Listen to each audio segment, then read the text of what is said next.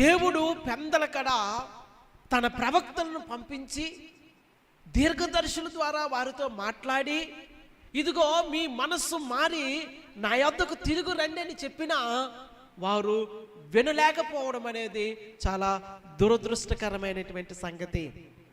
ప్రియులారా, మచ్చుకు ఒక మాట చదువుదాము. చూడండి, యెషయా గ్రంథము 1వ అధ్యాయము 2వ వచనం నుంచి 4వ వచనం వరకు చదువుదాము. దయచేసి చదవండి.